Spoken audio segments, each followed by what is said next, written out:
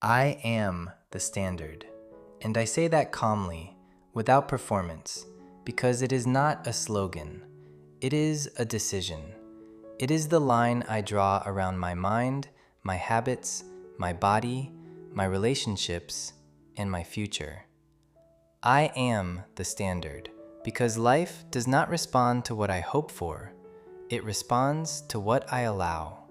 And from this moment forward, I choose to allow only what strengthens me. Here is the spiritual principle we will build this entire episode on. What you permit, you invite.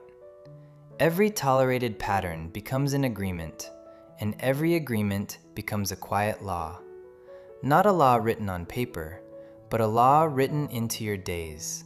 A law that shapes your mood, your focus, your outcomes, and the direction of your life. Most people misunderstand tolerance. They think tolerance is patience or maturity or being the bigger person.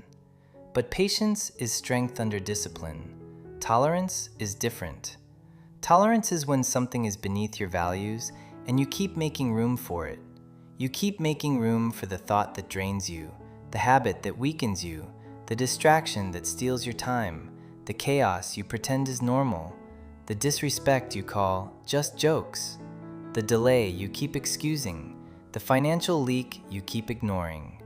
And slowly, without announcing itself, tolerance becomes a lifestyle. The dangerous thing about tolerance is that it rarely feels dramatic. It usually feels small. It feels like, I'll deal with it later. It feels like, it's not that serious. It feels like, at least it's not worse. But life does not measure problems the way our emotions do. Life measures agreements. And the moment you consistently accept something, you teach your mind and your environment that this is your level, that is your standard. Now let us connect this principle to wealth, discipline, and success. Because money is not just mathematics. Money is a mirror. It reflects identity. It reflects standards. It reflects what you repeatedly do and repeatedly allow.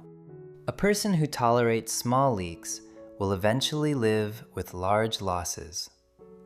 A person who tolerates disorganization will pay a hidden tax called last minute. A person who tolerates impulse spending will keep living in regret and repair. A person who tolerates procrastination will miss the most powerful force in wealth, compounding. And compounding is spiritual because time multiplies what you do consistently. Time does not reward intentions, it rewards repetition. So here is the bridge. When you raise your standards, you raise your identity. When you raise your identity, you raise your decisions. When you raise your decisions, you raise your results. And money tends to follow that chain, not because money is magical, but because your habits become more aligned with value, discipline, and consistency. Let me make this real with a simple story. Imagine a man living in a house with a small leak in the ceiling. Not a flood, not a disaster, just a slow drip. At first, he puts a bucket under it and tells himself it's temporary. The bucket fills a little, he empties it, and life moves on. Then, weeks pass, and he gets used to the sound. He buys a better bucket. He rearranges the furniture so the drip is less visible. He learns how to live around the problem. But the leak is not living around him. The leak is working. Moisture spreads. The wood weakens. The wall begins to rot from the inside. Mold forms where he can't see it. And one day he invites guests. He cleans the house. He lights a candle. He tries to make everything feel normal. But the guests can smell what he has been tolerating. The question is not, why did the ceiling leak? The deeper question is, why did he accept the drip as normal?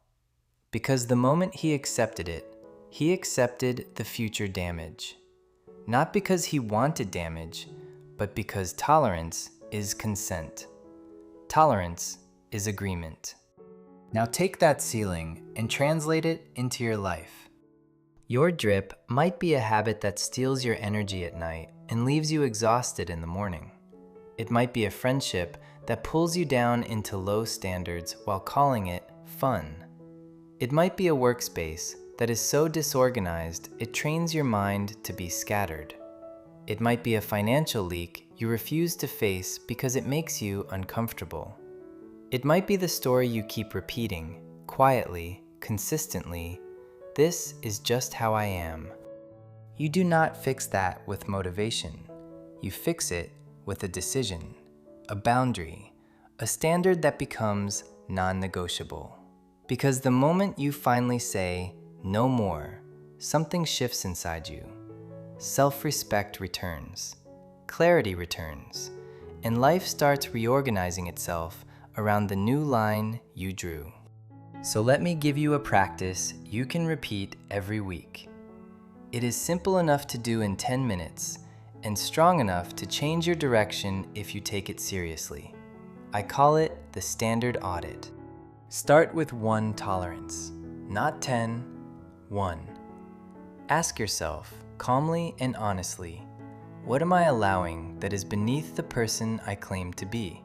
Write it down in 1 clear sentence. Truth does not need drama. Truth just needs clarity.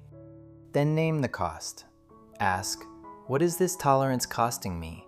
In money, in focus, in peace, in energy? If it is financial, estimate the monthly cost. If it is mental, estimate the hours of distraction it creates. If it is emotional, notice how often it pulls you out of your center.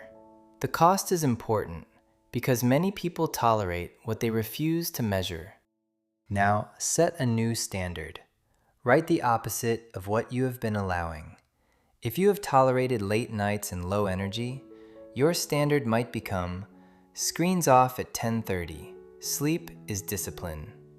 If you have tolerated financial fog, your standard might become, every purchase is tracked daily for 30 days. If you have tolerated disrespect disguised as humor, your standard becomes, respect is required in every conversation. Make it simple, make it clear. Then install 1 boundary immediately, because a standard without a boundary is just poetry. Remove an app, cancel a subscription, clean 1 part of your space, block time on your calendar, set a spending rule, end a conversation pattern, protect your morning. Choose 1 boundary you can execute today, not someday. And finally, seal it with a declaration. Speak it out loud, not to impress anyone, but to command your own mind. Say, I do not tolerate this anymore. This is my standard now. I am the kind of person who lives by this. Repeat this practice weekly, 10 minutes. It will change your identity faster than motivation ever could, because identity changes when standards change. Now here is your action step for today, and I want it to be so simple that your mind cannot negotiate with it. Pick 1 leak and close it today. Not tomorrow, not next week, today. If your leak is financial, cancel 1 unnecessary recurring payment, even if it is small. If your leak is environmental, clean and reset 1 small area of your space until it feels calm. If your leak is mental, write down the belief that keeps lowering your standard and replace it with a stronger sentence.